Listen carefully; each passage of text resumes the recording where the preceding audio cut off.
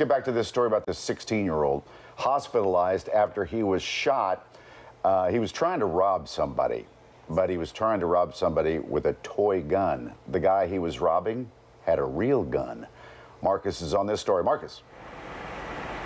Yeah, that's right, Mike. So that's what police are investigating right now. In fact, they also recovered that toy gun that was tried to be used in this situation here to stick somebody up, and they had other ideas. You better be careful about bringing a fake gun to what turned out to be a real gunfight here, and that's exactly what happened. The 21-year-old who had the legal gun on him fired at the 16-year-old who had the toy gun. The 16-year-old was shot in the leg by the 21-year-old. This happening last night in Kensington on the 2200 block of East Emerald, again around 11 o'clock or so, where him and another person who police are looking for stuck somebody up there, tried to rob them and tried to do so with that toy gun. That person, the 21-year-old, obviously could not tell the difference between the fake gun and real gun, and they chose to use the gun that they legally had on them.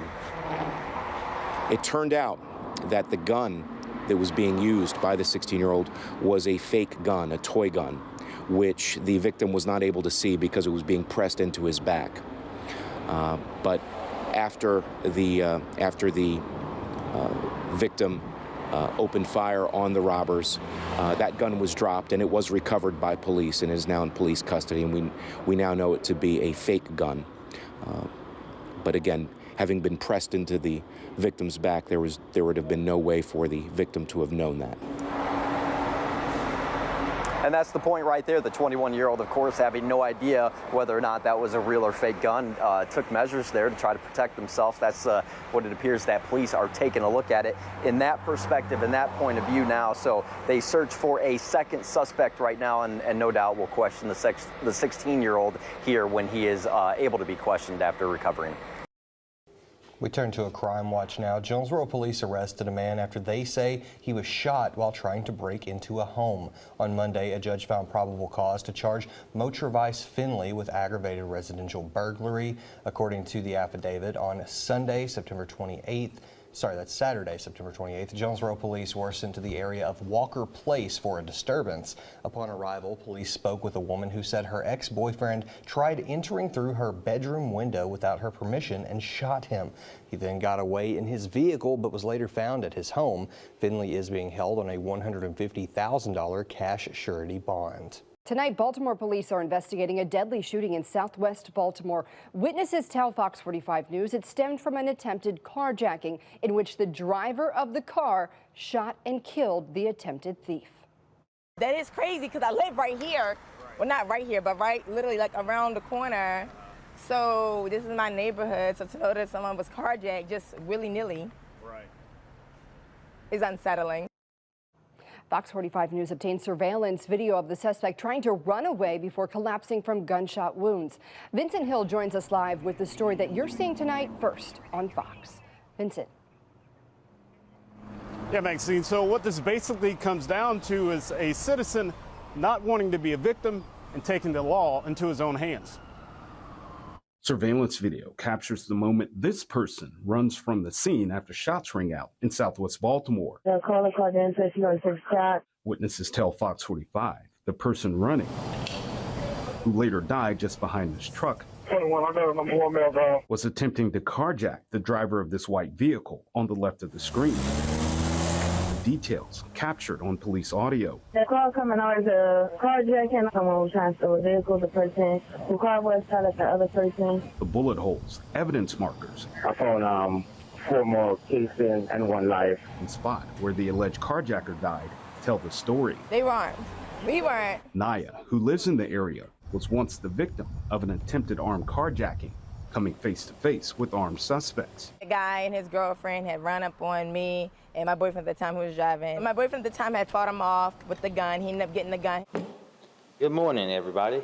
As the mayor continues to tout a reduction in carjackings. Carjackings are down 12%. The number of carjackings in recent weeks has increased citywide, according to the latest BPD data, up 10% over a 7-day period. I'm grateful that the owner was able to defend himself. Good for him for being prepared, because in Baltimore you never know what's going to happen. As cases appear to be on the rise, this former carjacking victim has a message to those thinking about doing the same. Oh, you don't know who you're running up on. That should be a lesson learned to all you carjackers out there, okay? Whoever's doing all this, stop. Now, BPD has yet to say if this stemmed from a carjacking or if any charges will be filed against that shooter or driver. But again, several witnesses say this all stemmed from an attempted carjacking. For now, we're live in Baltimore. Vincent Hill, Fox 45 News.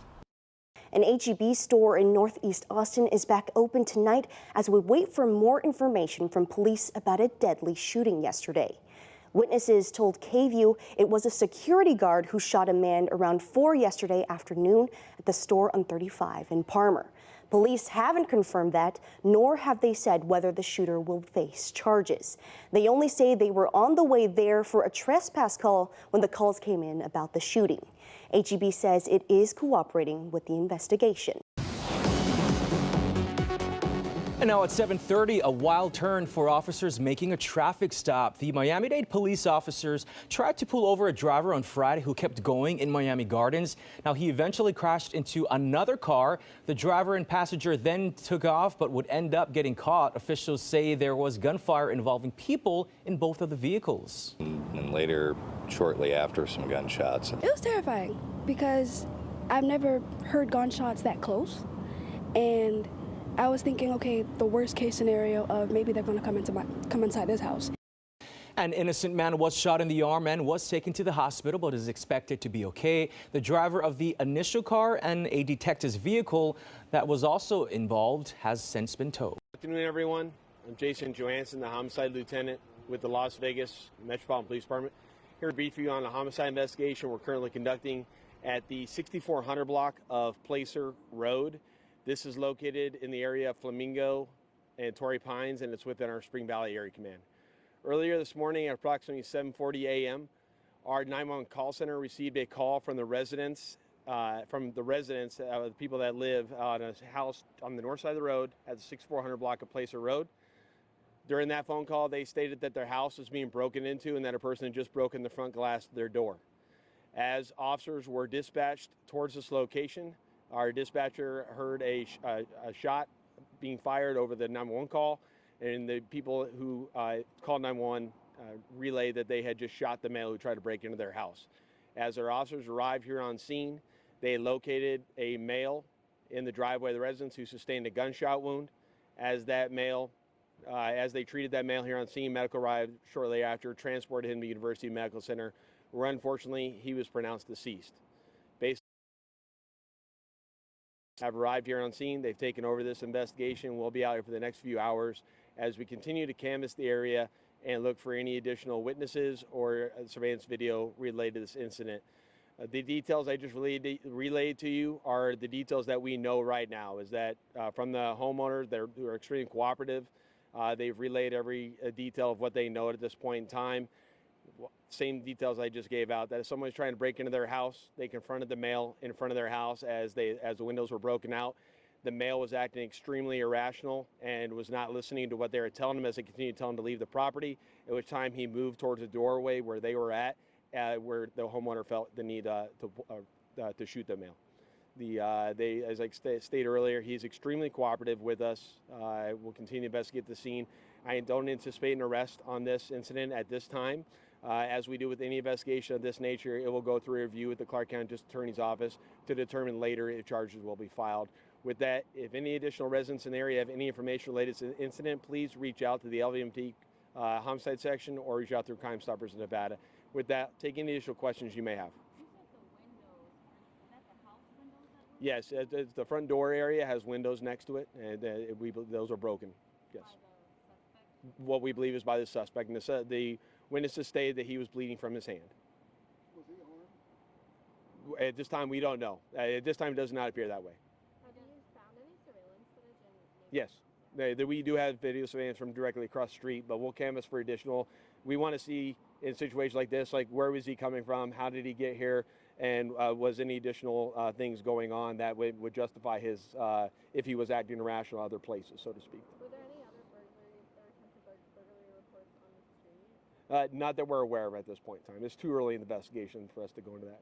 Is there no relationship between the suspect At this time, we do not believe there's any relationship. The homeowners, the residents, I should say, that live there, sounds like they just moved in recently. Since you mentioned the approximate age of the victim. We don't know the approximate age of the deceased. He appears that he's an unknown male right now, appears to be in his 30s or 40s. The male who lives in the house and the female who live in the house are in their 20s. I think it's too early to tell in that investigation, and a lot of that is dictated by what people's perception was of what was about to happen to them at that time, and I can't insert my own beliefs into that. I need to see how the facts play out. Since you mentioned there are no arrests being made, is it because it's being treated as a self-defense case? I think there are self-defense elements of this investigation that until we have all the facts and we process the entire crime scene, I think then we'll have to put our entire investigation together to review at the Clark County District Attorney's Office. Yes. I'll just say that it's a firearm and it is inside the residence. All right. Thank you very, very much, everyone.